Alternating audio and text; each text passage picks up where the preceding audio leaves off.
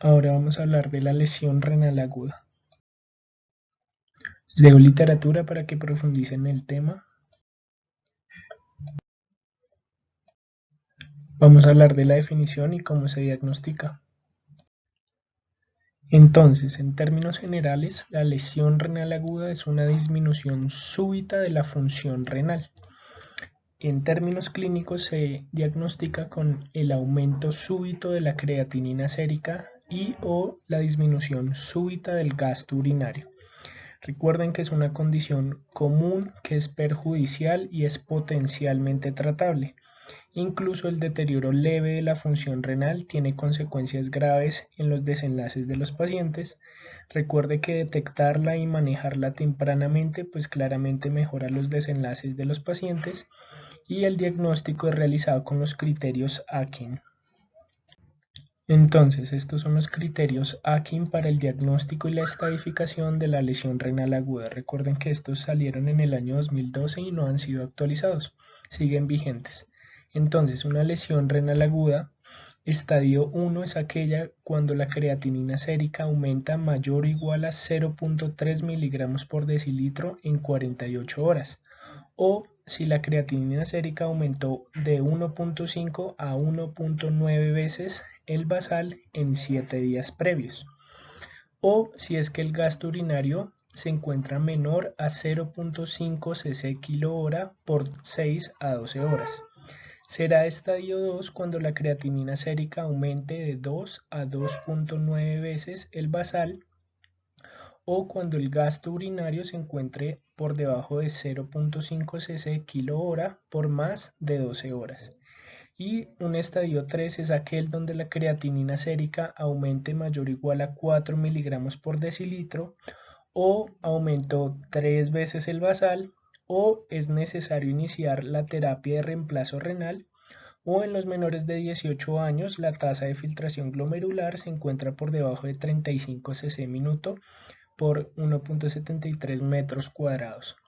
O será estadio 3 cuando el gasto urinario se encuentre por debajo de 0.3 cc kilo hora por más de 24 horas.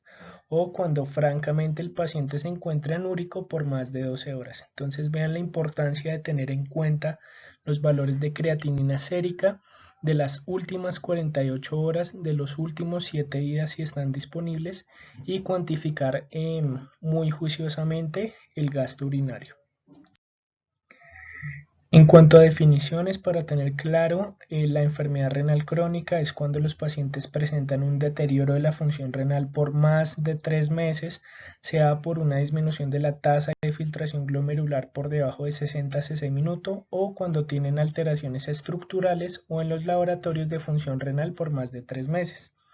La enfermedad renal aguda es cuando un paciente tiene ya sea una lesión renal aguda, con los criterios Akin que ya mencionamos, o tienen una disminución de la tasa de filtración glomerular por debajo de 60 por más de 7 días y menos de 3 meses, porque si es más de 3 meses pues sería enfermedad renal crónica.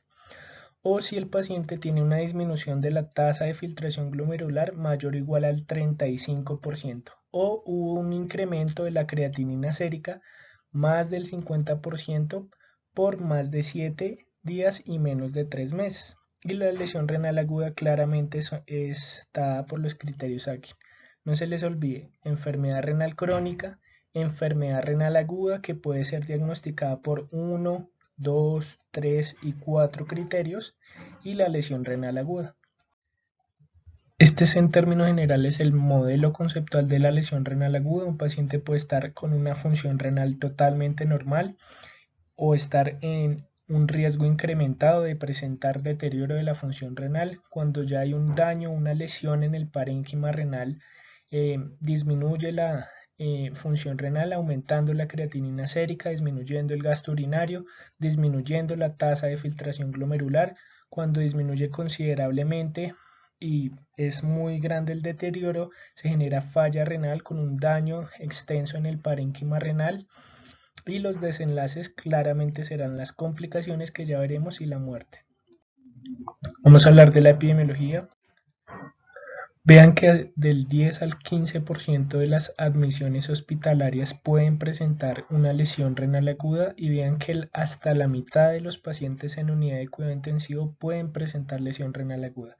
Estos son datos de cohortes en retrospectivos epidemiológicos de pacientes con lesión renal aguda. Vean que en pacientes hospitalizados en piso, menos del 10% llegan a requerir terapia de reemplazo renal y vean que la mortalidad en estos pacientes hospitalizados en piso puede llegar a ser hasta del 20%. Pacientes críticos en unidad de cuidado intensivo, como nombré, hasta el 50% pueden presentar lesión renal aguda y la necesidad de terapia de reemplazo renal puede ser hasta el 11%. Y en pacientes con lesión renal aguda y sepsis, vean acá lo importante que hasta el 15% requieren terapia de reemplazo renal y hasta el 60% puede incrementar la mortalidad. Esta es una gráfica que muestra la incidencia global de lesión renal aguda. Vean cómo Colombia se encuentra dentro del grupo latinoamericano que hasta el 30% de los pacientes pueden presentar lesión renal aguda. Estos son los desenlaces en los pacientes que presentan una lesión renal aguda un año después de haber sido hospitalizados. Vean que la mortalidad un año puede ser tan alta hasta del 25 al 30%. Tienen desenlaces cardiovasculares, pueden presentar cáncer, falla cardíaca, eventos ateroscleróticos, ser hospitalizados de nuevo por lesión renal aguda. Vean que hasta el 35%, por cualquier causa de hospitalización hasta el 25%, y desenlaces progresar a enfermedad renal crónica y enfermedad renal terminal. Vean cómo en casi 430.000 pacientes en estos 110 estudios se evidencia la mortalidad que incrementa a medida que aumentan los estadios de la lesión renal aguda, y vean cómo puede ser tan alta hasta del 50 al 60% en los pacientes que requieren diálisis. Esta es una gráfica que muestra que los pacientes, a medida que aumenta el estadio de la lesión renal aguda, aumenta la incidencia y la progresión en la enfermedad renal crónica. Vean como pacientes con estadio 3 a los 5 años, casi el 70% de ellos progresaron a enfermedad renal crónica, mientras que los estadios 1 y 2 se encuentran como en la misma línea. Vamos a hablar de la fisiopatología y las diferentes etiologías. Antes de evaluar las causas de la lesión renal aguda en todo paciente que se encuentre hospitalizado, usted debe realizar la evaluación del riesgo de la probabilidad de que tenga lesión renal aguda o de que progrese a una lesión renal aguda. Debe evaluar siempre si el paciente tiene exposiciones o susceptibilidades, exposiciones tales como sepsis, enfermedad crítica, shock circulatorio, quemaduras, traumas, cirugías cardíacas, cirugías no cardíacas mayores, fármacos nefrotóxicos, agentes de radiocontraste y plantas tóxicas o envenenos de animales. En cuanto a las susceptibilidades, un paciente que esté deshidratado con depresión de volumen claramente tiene riesgo de progresar a lesión renal aguda. Un paciente de edad avanzada, las mujeres, la raza negra, la enfermedad renal crónica, las enfermedades crónicas cardiovasculares, pulmonares y hepáticas, la diabetes mellitus, el cáncer y la anemia. Entonces, todo este grupo de pacientes que tengan estas condiciones de exposición o susceptibilidad, usted debe tener en cuenta y tener presente que esos pacientes podrían progresar a una lesión renal aguda. Entonces sería útil monitorizar la creatinina sérica y el gasto urinario en estos pacientes. Esta es la evaluación general de todas las causas de lesión renal aguda. Recuerde hacer una adecuada historia clínica, evaluar bien los laboratorios y hacer una adecuada estadificación en qué estadio A15 se encuentra el paciente, si 1, 2 o 3. Entonces, primero hay que descartar las causas de hipoperfusión renal, evaluando si hay depresión de volumen, si hay falla cardíaca o si hay causas de vasoconstricción renal. Una vez descartadas estas causas que generan hipoperfusión renal, hay que evaluar la sospecha de obstrucción, como evaluando si hay clínica o mediante la ultrasonografía sería una adecuada herramienta para evaluar si hay obstrucción pielo-ureteral o a nivel vesical o a nivel uretral. Lo siguiente es evaluar diagnósticos específicos una vez se descartó la hipoperfusión renal y la sospecha de obstrucción. ¿Qué diagnósticos específicos? Si es que el paciente tiene una nefritis intersticial aguda, si es que el paciente tiene una glomerulonefritis, si el paciente tiene una microangiopatía trombótica o si el paciente tiene un mieloma múltiple. O diagnósticos ya no específicos sino inespecíficos como por ejemplo causas isquémicas, causas tóxicas como los tóxicos, toxinas y demás, causas inflamatorias u otras causas. Mencionado esto, evaluando las causas, podemos decir que hay causas prerrenales, causas renales y causas postrenales que generan un deterioro de la función renal. Causas prerrenales, todo lo que disminuya la perfusión renal. Entonces, por eso es útil evaluar el estado hemodinámico, el estado de hidratación y el estado de volumen de los pacientes y los índices urinarios diagnósticos. Evaluando las causas renales como la glomerulonefritis aguda, las vasculitis, las nefritis intersticiales y las microangiopatías trombóticas, evaluando el sedimento urinario, test serológicos, test hematológicos y demás, y las causas postrenales como la obstrucción del tracto urinario con el ultrasonido renal.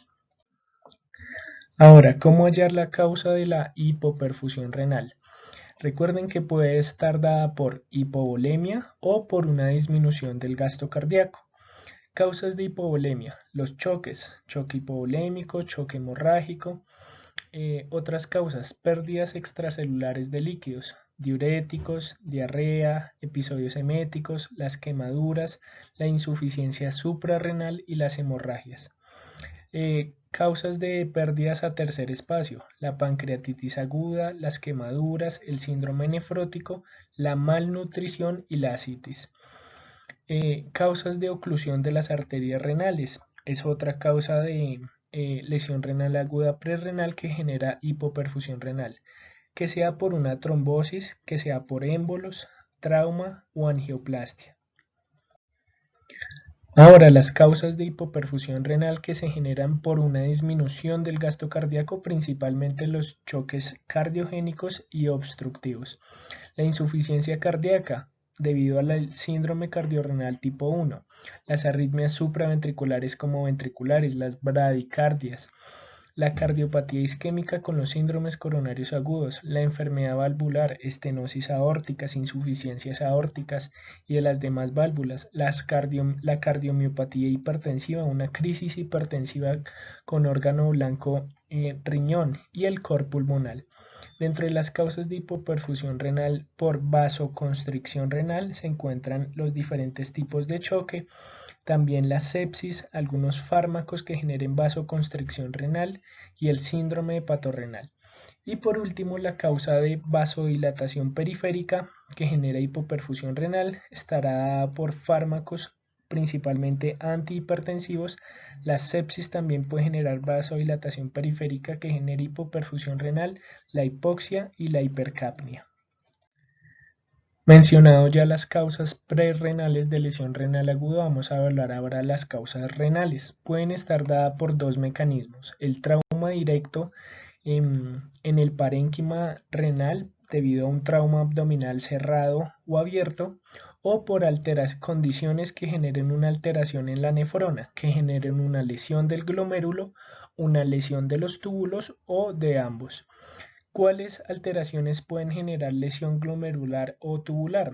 Los nefrotóxicos y todos los tóxicos, los medios de contraste, la pielonefritis, la glomerulonefritis aguda y sus diferentes causas, las vasculitis, la microangiopatía trombótica como el síndrome hemolítico urémico, la púrpura trombocitopénica trombótica, la púrpura trombocitopénica idiopática, la coagulación intravascular diseminada y la coagulación inducida por sepsis, la hemólisis y sus diferentes etiologías, la necrosis tubular aguda tipo 1, 2 y 4 y la nefritis intersticial aguda.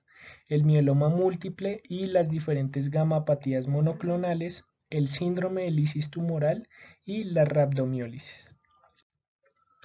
En cuanto a los nefrotóxicos más implicados en la lesión renal aguda de tipo renal, está la vancomicina, los aminoglucósidos, la anfotericina B, los antiinflamatorios no esteroideos, los inhibidores de la enzima convertidora de angiotensina y los antagonistas del receptor de angiotensina 2, pero exclusivamente cuando el paciente esté en un estado de hipoperfusión, y los antineoplásicos, y pues muchos otros más.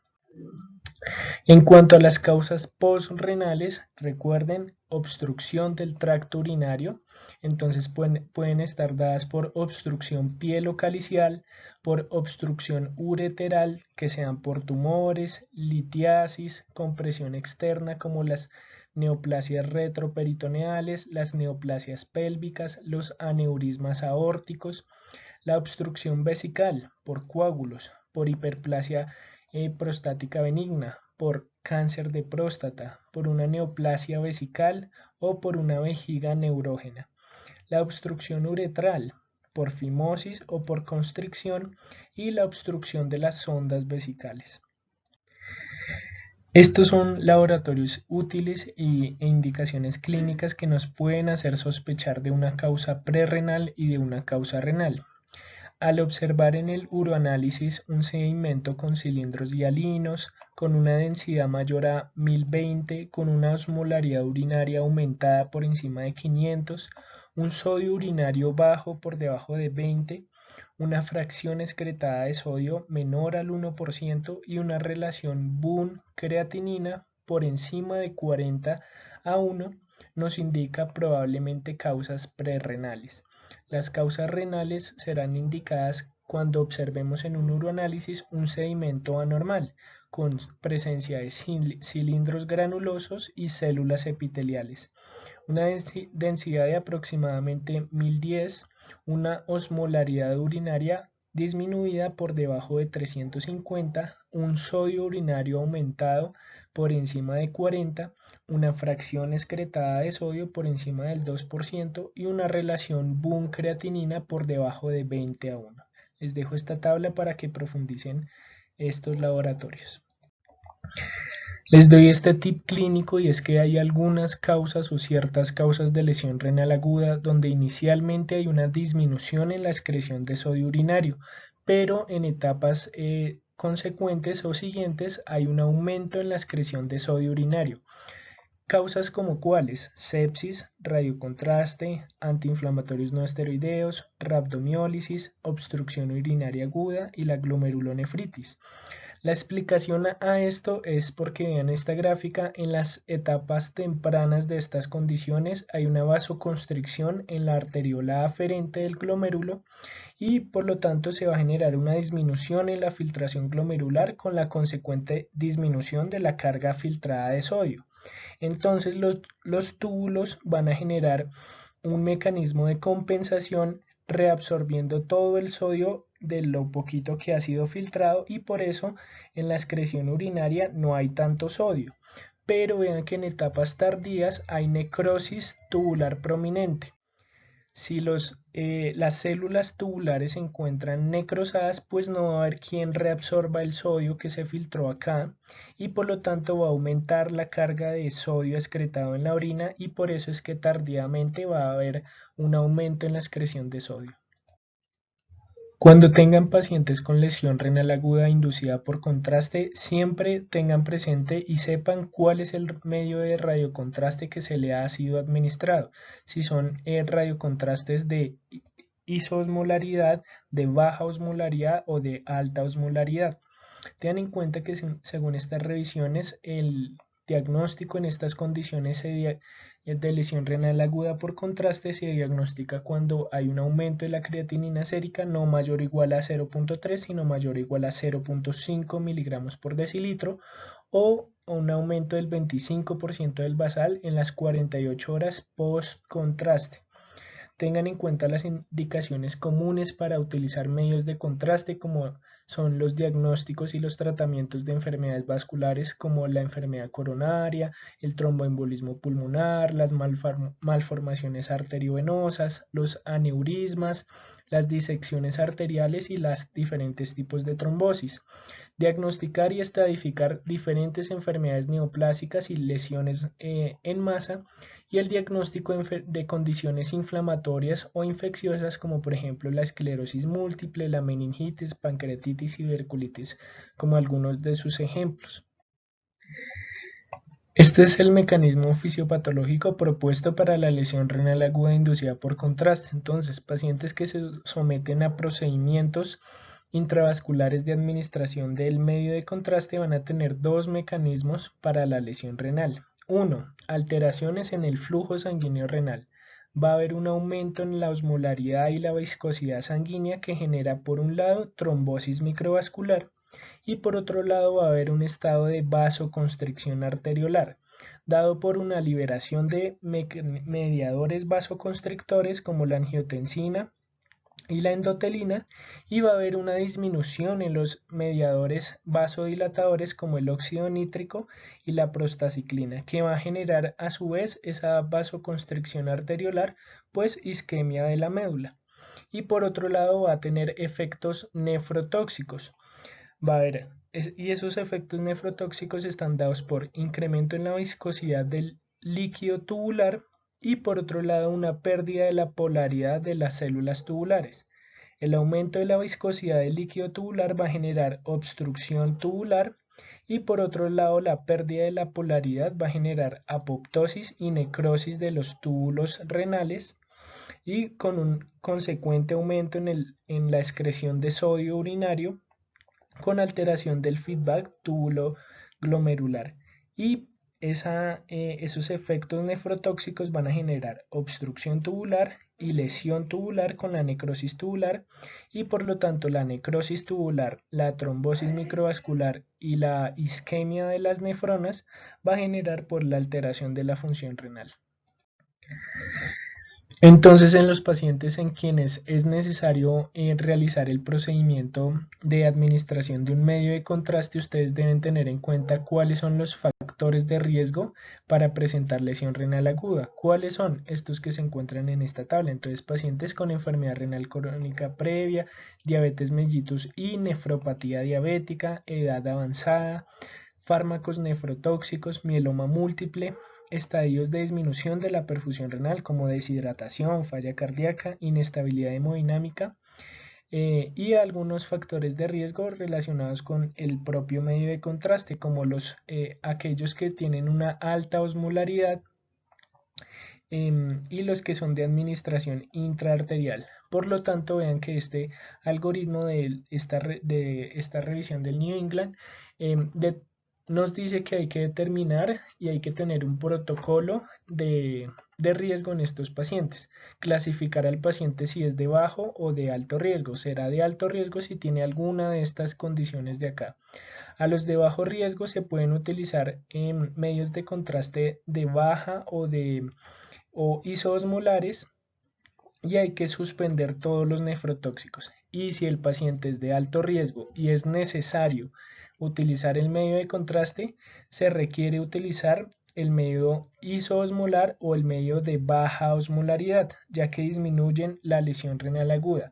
Y por lo tanto nos queda como conclusión que los medios de contraste de alta osmolaridad son los que generan la mayor cantidad de lesión renal aguda. Minimizar también el volumen de contraste, suspender todos los medicamentos nefrotóxicos y administrar una carga de líquidos isotónicos previo al procedimiento. La guía CADIGO recomienda administrar acetilcisteína solamente en los pacientes con alto riesgo de presentar lesión renal aguda por medio de contraste. Sin embargo, estas dos últimas actualizaciones de la evidencia recomiendan, según la evidencia de los últimos años, no administrar acetilcisteína para prevenir la lesión renal aguda por contraste porque no hay beneficio en los ensayos clínicos aleatorizados.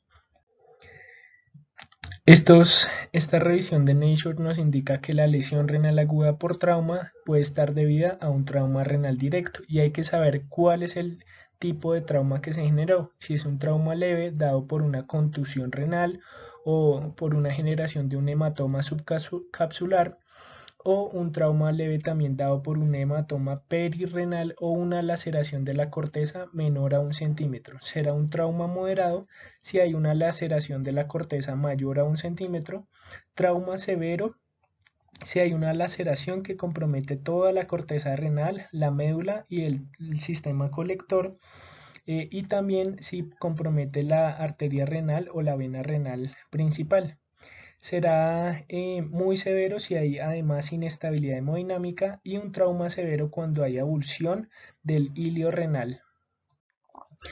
Vean que en el trauma, la lesión renal aguda, existe una respuesta fisiopatológica que contribuye a ese deterioro de la función renal.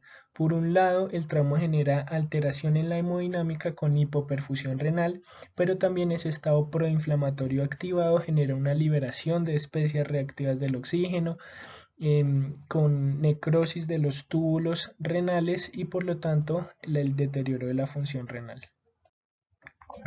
Les dejo esta tablita para que revisen con tiempo las diferentes causas de lesión renal aguda por hemólisis, donde evalúan acá y explican el nombre de la enfermedad, la causa y los mecanismos moleculares de diferentes hemoglobinopatías que causan hemólisis, de membranopatías, de alteraciones en la regulación del complemento, hemólisis mediadas por anticuerpos y hemólisis mediadas por enfermedades infecciosas como por ejemplo en la malaria o en pacientes con sepsis.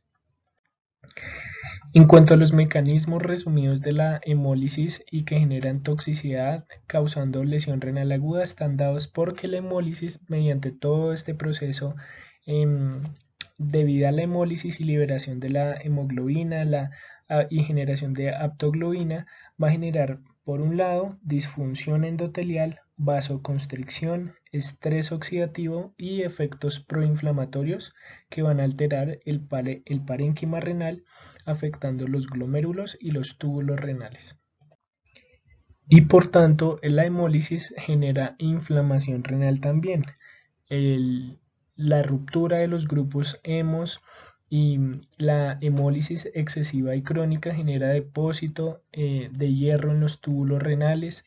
Ese depósito de hierro en los túbulos renales genera lesión mitocondrial que genera liberación de citoquinas proinflamatorias, activación del complemento, lesión tubular y pues con la consecuente inflamación endotelial.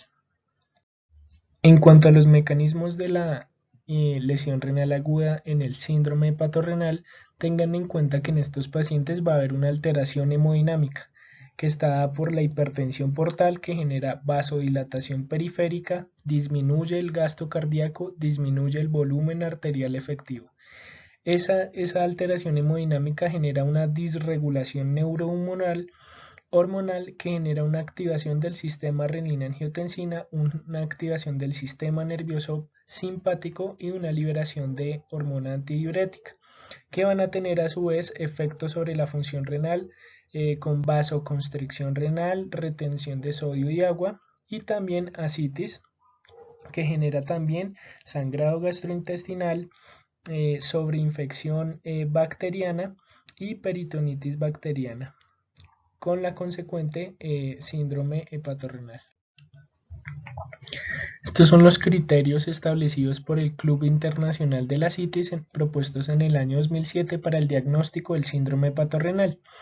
Ellos contemplaban la cirrosis con ascitis como criterio obligatorio, aumento de la creatinina sérica por encima de 1.5, que no mejore la creatinina sérica después de 2 días de suspender diuréticos y la expansión de volumen con albúmina, que el paciente no tuviera choque, que el paciente actualmente estuviera sin fármacos nefrotóxicos y ausencia de enfermedad renal parenquimatosa.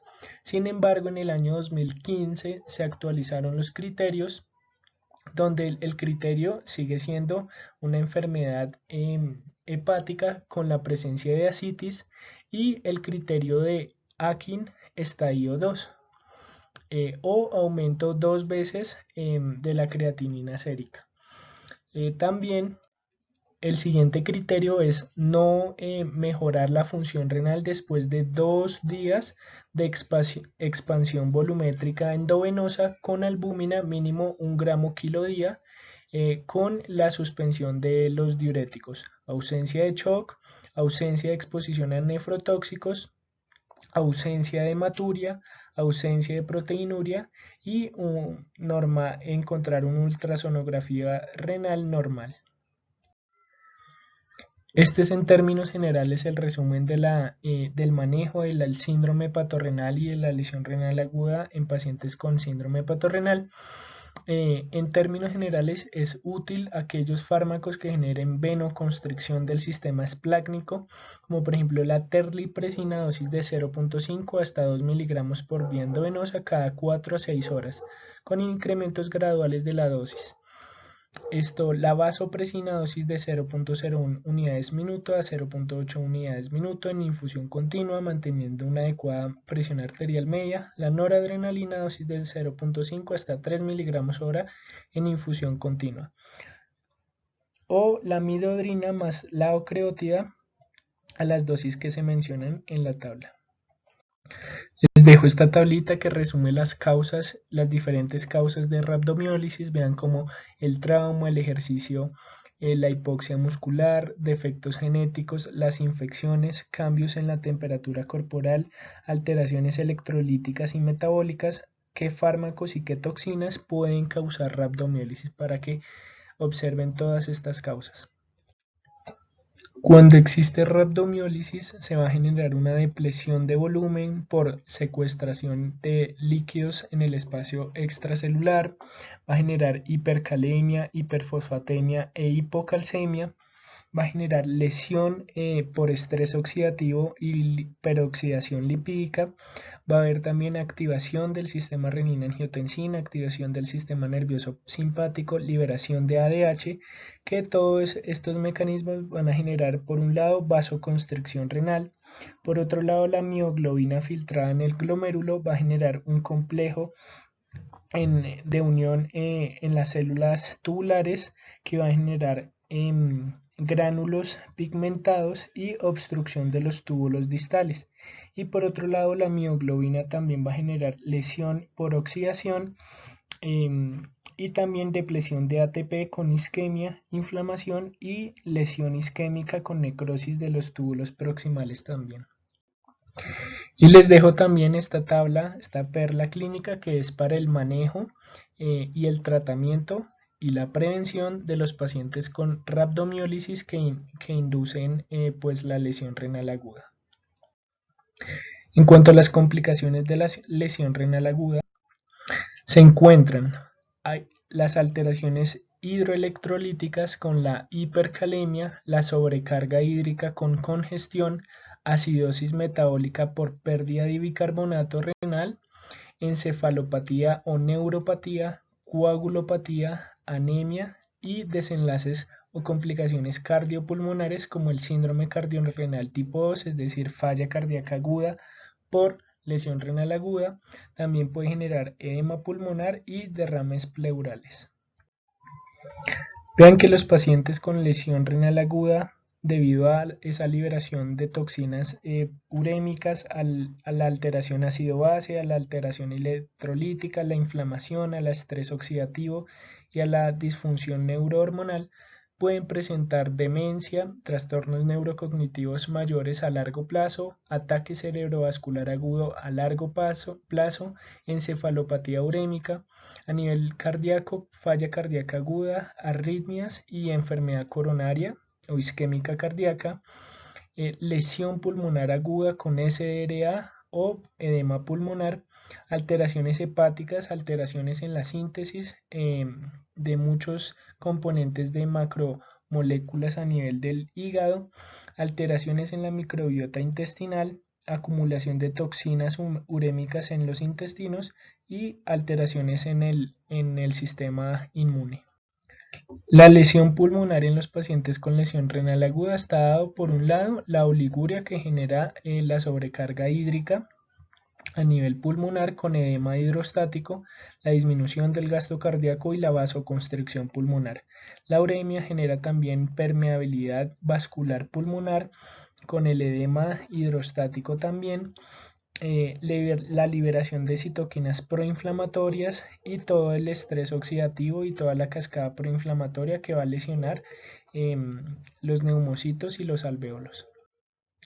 En cuanto a los mecanismos de los desenlaces cardiovasculares, tengan en cuenta que la disminución de la tasa de filtración glomerular, la activación del sistema nervioso simpático, el sistema renina, la disfunción endotelial y la alteración en la coagulación y la inflamación va a generar un estado proinflamatorio con alteración de los cardiomiocitos, del sistema de conducción cardíaco, de la perfusión cardíaca que genera remodelamiento cardíaco, hipertrofia ventricular izquierda, falla cardíaca, aterosclerosis coronaria y arritmias. El síndrome cardiorrenal es un estado donde hay un aumento en la precarga, un aumento en la tendencia a las arritmias, una disminución de la contractibilidad cardíaca, un aumento en la poscarga, aumento en la frecuencia cardíaca y aumento en la demanda de oxígeno que genera disfunción sistólica y diastólica con la consecuente falla cardíaca. En cuanto a la fisiopatología de la lesión cardíaca después de una lesión renal aguda, esta está dada por apoptosis celular y necrosis de los cardiomiocitos, pero también por hipertrofia de los cardiomiocitos y fibrosis de los cardiomiocitos, dado por inflamación sistémica, infiltración de células inmunes, infiltración de macrófagos, neutrófilos, eosinófilos y demás, activación del sistema renina-angiotensina, sistema nervioso simpático, estrés oxidativo, sobrecarga de calcio intracelular y disfunción endotelial. Vean que los pacientes con estas condiciones clínicas van a tener una mayor probabilidad de generar una progresión a la enfermedad renal crónica y una menor probabilidad de generar una recuperación al estado de función renal normal. Pacientes con glomerulosclerosis secundarias, hipertensión glomerular, disminución de la filtración o aumento de la hiperfiltración renal, una fibrosis túbulo-intersticial, transformaciones mesenquimales y endoteliales, lesión endotelial y depósitos peritubulares y capilares de sustancias tóxicas, y arteriosclerosis, pues van a tener ese aumento en la probabilidad de progresar a enfermedad renal crónica. Ahora, aspectos básicos sobre el manejo de estos pacientes. El esquema de manejo de los pacientes con lesión renal aguda propuesto por las guías CAIGOS en el año 2012 siguen siendo vigentes y siguen realizándose, entonces apréndase todos estos esquemas para el manejo de estos pacientes. Estas 6 indicaciones clínicas serán aplicadas a los pacientes con lesión renal aguda AKIN 1, 2 y 3. En todos descontinúe todos los fármacos nefrotóxicos en lo posible. ¿Por qué en lo posible? Porque, por ejemplo, digamos un paciente con choque séptico, con un microorganismo aislado que es solamente susceptible a, por ejemplo, un aminoglucósido, pues en ese paciente será prioritario el manejo con el aminoglucósido. Pero en términos generales, descontinúe todos los fármacos nefrotóxicos. Evalúe el estado de volemia de estos pacientes y qué perfusión tienen, si tienen una adecuada perfusión tisular periférica o se encuentran hipoperfundidos o en choque. Considere monitoreo hemodinámico funcional. Monitoree, pues por lo tanto, creatinina sérica y el gasto urinario. Evite la hiperglicemia y considere alternativas a los procedimientos de radiocontraste. Ahora bien, pacientes igualmente, estadio 1, 2 y 3, deben considerarse un diagnóstico invasivo en unidad de cuidado intensivo. Para los estadios 2 y 3 es necesario considerar el inicio de terapia de reemplazo renal, es decir, que la diálisis está indicada para los pacientes con una lesión renal AKIN 2 y 3. Y considere la admisión a unidad de cuidado intensivo en estos dos estadios. Es decir, el AKIN 1 puede ser manejado en hospitalización piso. Y la indicación para los pacientes con AKIN 3 estadio 3 es evitar en lo posible los catéteres subclavios. Y en términos generales, el manejo de la lesión renal aguda es manejar la etiología. Si está hipoperfundido, manejar la hipoperfusión. Si tiene una hemólisis, manejar la hemólisis. Si tiene una glomerulonefritis, manejar la causa. Si tiene una obstrucción del tracto urinario, realizar el manejo adecuado de la obstrucción del tracto urinario. Segundo, como dije en la anterior diapositiva, descontinúe todos los nefrotóxicos si es posible. Monitoree la hemodinamia de estos pacientes. Evalúe si están con congestión o con hipovolemia. Monitorice la creatinina sérica y el gasto urinario, función renal. Evite la hiperglicemia y considere alternativas de radiocontraste. Y siempre en todos estos pacientes será necesario evaluar a los 3 meses la función renal. ¿Con qué fin? Si estos pacientes continúan con un deterioro de la función renal, pues serán pacientes que progresaron a enfermedad renal crónica.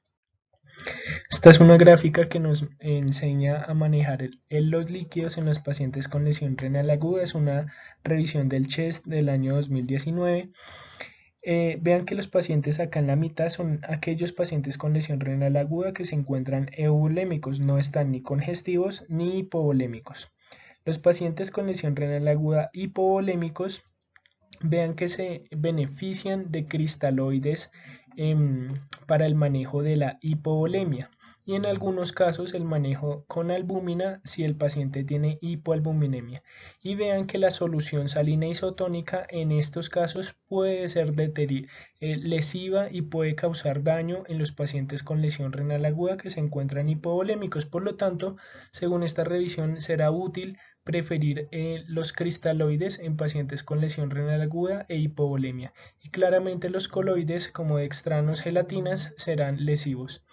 Ahora bien, los pacientes con hipervolemia que se encuentren congestivos y tengan lesión renal aguda, será útil el manejo con los diuréticos. Por lo tanto, la conclusión es que el paciente con lesión renal aguda, si no está hipervolémico, los diuréticos están contraindicados. Si el paciente tiene sobrecarga hídrica, pues el manejo con los diuréticos será adecuado.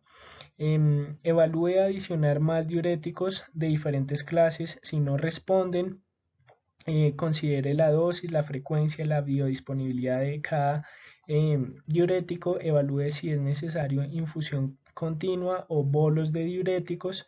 Evalúe iniciar albúmina si el paciente tiene hipoalbuminemia por debajo de 2 y si no responde, considere terapias de remoción mecánica de líquidos como la diálisis.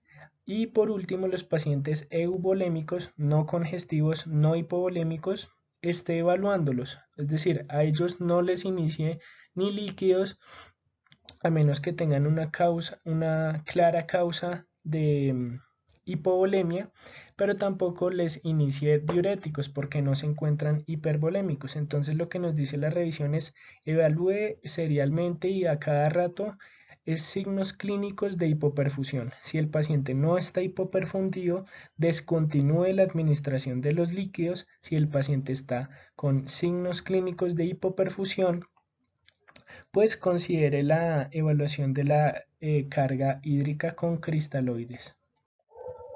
Esta es una tabla que recuerda de nuevo qué hacer y qué no hacer en cuanto al manejo hídrico de la lesión renal aguda. ¿Cuándo está indicado los líquidos? Cuando hay hipovolemia intravascular. ¿Cuál usar? Cristaloides, preferiblemente lactato de Ringer o Hartmann, como en bolos o a pequeñas dosis. Y cuando hasta que se corrija la hipovolemia. ¿Qué no hacer?